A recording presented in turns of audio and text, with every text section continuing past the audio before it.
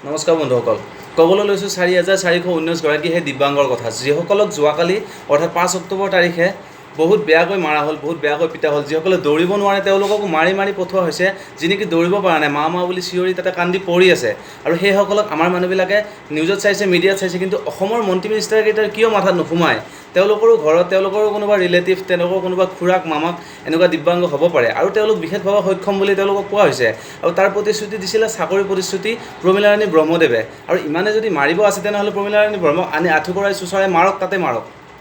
তেখেতে কিয় প্ৰতিশ্ৰুতি দিছিলে চাকৰি দিম? যোৱাকালি তেওঁলোকৰ বিধানসভাৰ অধিৱেশনৰ লাষ্ট দিন আছিলে, সেইকাৰণে তেওঁলোকে কিবা এটা পোৱাৰ আশাৰে, যিহেতু তেওঁলোকে জীৱনত যিখিনি পাব লাগে সেইখিনি ভগৱানৰ পৰা পোৱা নাই, সেইকাৰণে আপোনালোকৰ বিজেপি চৰকাৰখনৰ প্ৰতিশ্ৰুতি দেখি, আপোনালোকৰ মিনিষ্টাৰে কৰা সেই প্ৰতিশ্ৰুতি দেখি আপোনালোকৰ ওচৰ চাপিছিলে, আপোনালোকক কাকুতি মিনতি কৰিছিলে।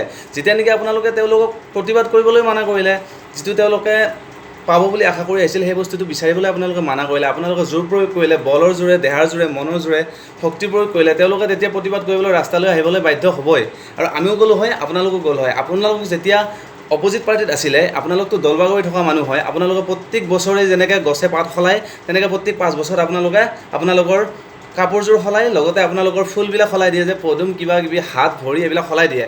ঠিক আছে, সেইটো আপোনালোকৰ স্বৰূপটো সকলোৱে জানে, সকলোৱে বুজে আপোনালোকক। সেইকাৰণে আপোনালোকলৈ মোৰ অনুৰোধ আছে যে এই দিব্যাংগ মানুহখিনিক অত্যাচাৰ নকৰিব। আপোনালোকৰ যদি ইমানেই গাত শক্তি আছে, ইমানে যদি আপোনাৰ পুলিচৰ পাৱাৰ আছে, আপোনালোকে নিজে আহি ওলাই আহি কথাটো নকয় কিয়? আপুনি পুলিচৰ সহায় কিয় ল'ব লাগে? প্ৰমীলাৰাণী ব্ৰহ্মক পঠাই দিয়ক যে মই চাকৰি দিব নোৱাৰোঁ। 4419 গৰাকী দিব্যাংগক এনেকৈ মাৰি ধৰি পঠাবৰ কোনো দৰকাৰ নাই। গুৱাহাটীখন কাৰো দেউতাকৰ সম্পত্তি নহয়। দিছপুৰত আপোনালোকক আমি 5 বছৰৰ কাৰণে বহাইছোঁ, 5 বছৰ পিছত লাট মাৰি পঠাই দিব আপোনাক। মাত্ৰ এই বস্তুটো লাগিব, এই ফিংগাৰ প্ৰিণ্টটো আপোনালোকৰ ভৱিষ্যত সলনি কৰিব পাৰে।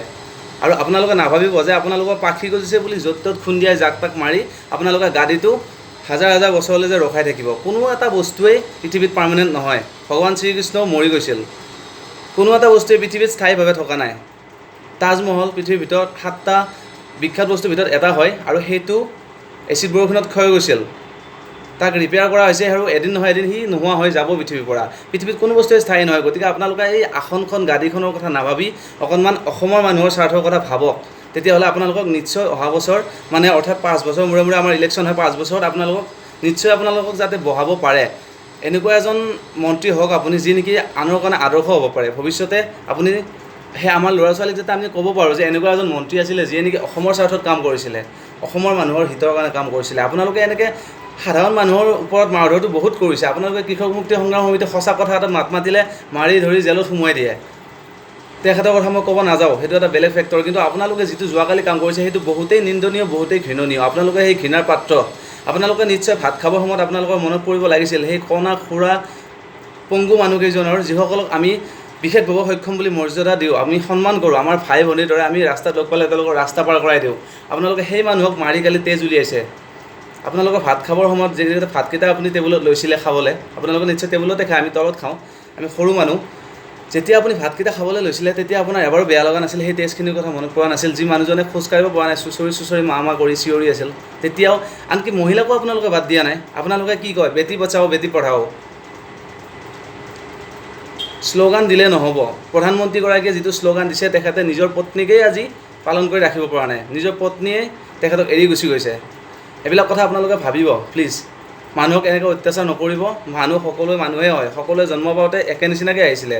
কোনেও ভবা নাছিলে যে তেওঁৰ জীৱনত এনেকুৱা এটা অত্যাচাৰ হ'ব। আৰু আপোনালোকক আমি কিবা এটা ভাল পাম বুলি আশা কৰি গাড়ীত বহুৱাইছিলোঁ। প্লিজ এই কথাটো ভাবি আপোনালোকে শাসনভাৰ চলাই যাওক, নহ'লে অহা 5 বছৰৰ পিছত আপোনালোকৰো নিশ্চয় এনেকুৱা অৱস্থা হ'ব পাৰে আপোনালোকৰ অপজিট পাৰ্টিৰ হাতত। কিয়নো কাৰো ভৱিষ্যত কোনেও লিখি ৰখা নাই। ভগৱানে জানে কেতিয়া কাৰ কি হয়, আৰু চৰণে জানে মৰণৰ ঠাই। আপোনাৰ মৰণ ক'ত আছে, কাৰ হাতত আপুনি মৰিব লাগে, আপুনিও কিজানি এনেকৈ মাৰ খাই মৰিব লগা হ'ব পাৰে, যিটো নেকি আজি আপুনি কৰি আছে। আৰু গৃহ বিভাগৰ দায়িত্বত মুখ্যমন্ত্ৰী আছে বুলি শুনিছোঁ, কিন্তু ইমান ক্লিয়াৰ নহয়।